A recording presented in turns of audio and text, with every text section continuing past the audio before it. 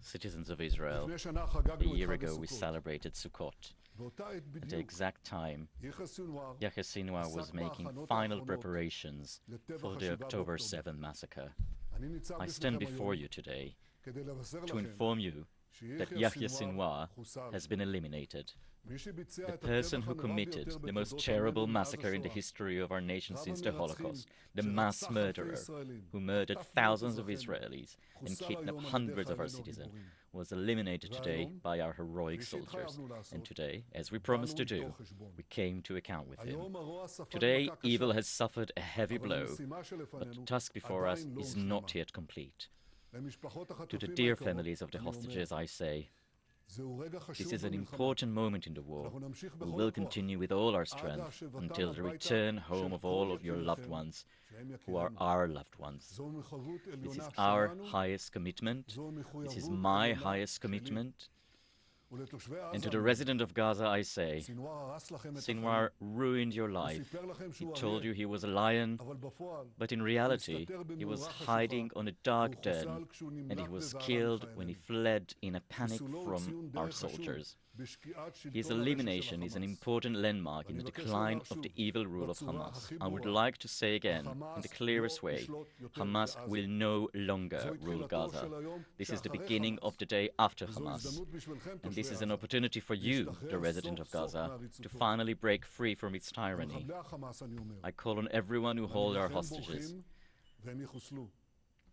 I call on whoever lays down his weapon and return our hostages, we will allow him to go out and leave.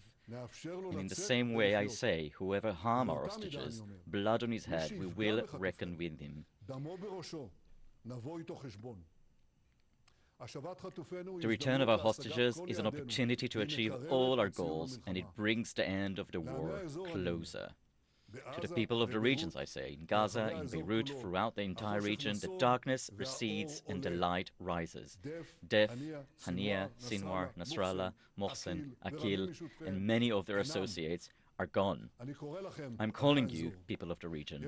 We have a great opportunity to stop the axis of evil and create a different future, a future of peace, a future of prosperity in the entire region. Together, we can repel the curse and promote the blessing.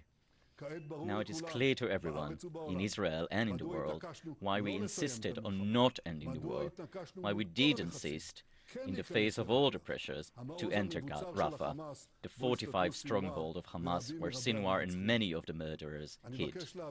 I would like to express my deep appreciation to the IDF and Shin Bet fighters and their commanders for their determined and courageous action. There are none better than them. Today we clarified again what happened to those who hurt us. Today we once again showed the world the victory of good over evil. But the war, my dears, is not over yet. And it is difficult, and it exacts heavy prices from us. I wish to express my condolences from the bottom of my heart to the families who lost their loved ones. I want to hug the families of our fallen heroes. Their supreme sacrifice, including the last few days, brings us closer to victory. As King David said, I will pursue my enemies and destroy them, and I will not return to their end. Citizens of Israel, we are in the resurrection war. Big challenges are still ahead of us. We are required for long patience, for the unity of the ranks, for courage, for a firm stand. Together we will fight, and with God's help, together we will win.